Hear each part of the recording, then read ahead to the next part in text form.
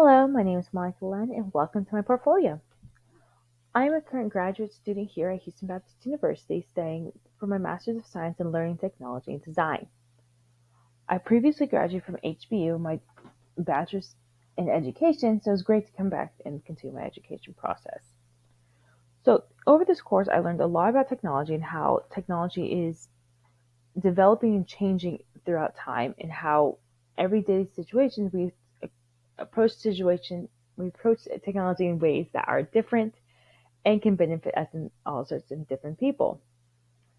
I organized my portfolio into three different categories: writing, presentations, and technology analysis. I'll briefly go through each one. First, we'll start with the writings. To start, I have the microlearning demonstrated assignment. This was a virtual field trip that was cool to learn about microlearning and what exactly is microlearning.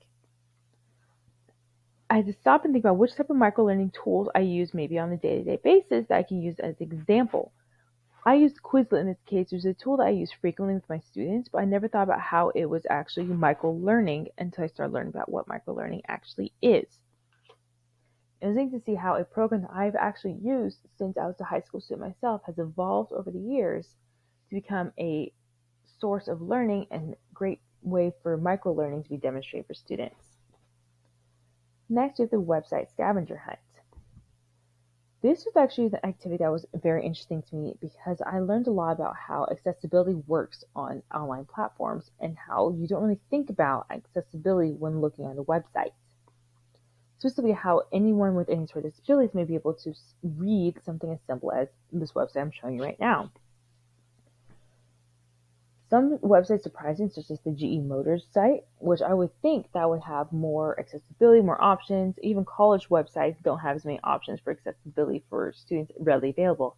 Instead, you often have to ask for a special version of the site to be available to you.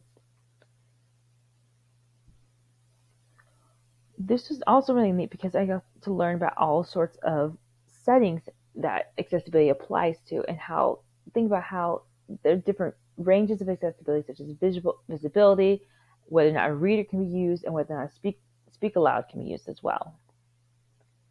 Next up, my self-reflection journal. This was an interesting expression of how I'm feeling because I've seen personally technology evolve as a student and later as a teacher, because technology trends have definitely been evolving for good and for bad, and how it affects different groups. I work with teenagers, so that I really see how sometimes the negative effects have on students, especially with teenage girls. But the journal made me stop and think, okay, how can I think about how technology interacts with education and what the path does it seem to go on, and is it good or bad? What are the pros and cons of that situation? Next, presentations. First, my emerging technology infographic. This was fun because I decided to use a program I'm not familiar with, Canva, and to create this infographic. It ended up being a lot less intimidating than I thought it was going to be, and I've actually used it several times since then for classes and for students to use as well. For the technology project itself, it's great to see three different tools I use on a regular basis and don't even think about using, and how they've come so far from being that kitschy project in the video on TV or in movies to something that's used literally in everyday and on our devices as we walk around. Also, how there's also dangers as well as safety, dangers and other risks that are associated with them, as well as costs and things you just don't think about when dealing with all of these. Next, my applying gamification presentation.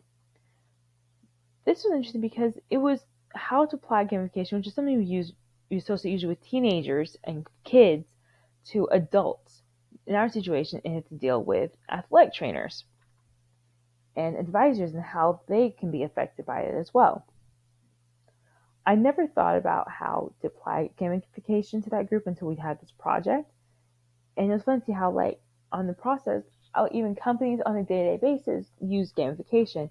For example, I talked to my dad about how his work uses gamification, and they use yearly competitions and such to promote healthy living on the workforce. So every day in different courses and different areas of work, there are gamification examples. That's a microlearning stackable credentials presentation.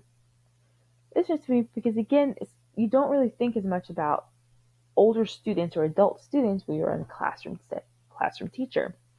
This made me stop and think about, okay, how can microlearning and stackable credentials, which we've been learning about over the course, affect and be beneficial for older students, and why should universities take that approach?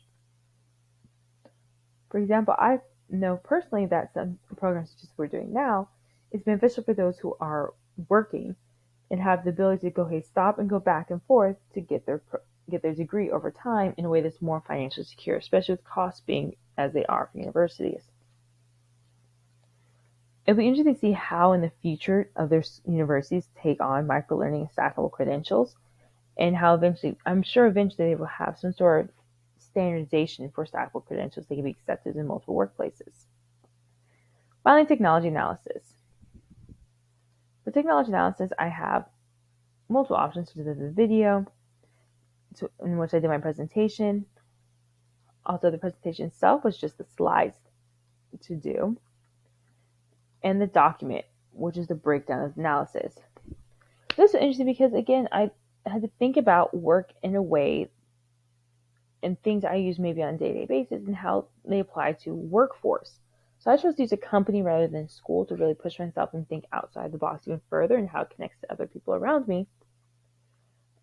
And it was interesting to think about, okay, how does something that I take for granted, such as a Learn LMS program, like Google Classroom, in this case, LearnAmp, assist or help a company to grow and develop their abilities and strength and streamline their learning process. Because really, when you think about it, no one really considers the fact that when training companies, there is a learning process that occurs as well, and there's a training process, and there's a platform that's used.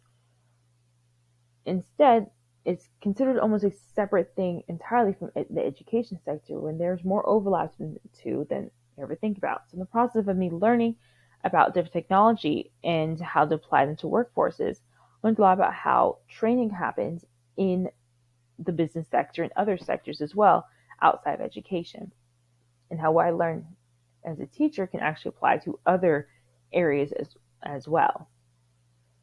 Overall, I learned a lot over the course of this grading period in this class, and I look forward to seeing how I can apply this in the future to my own classroom and my own studies. Thank you and have a great day.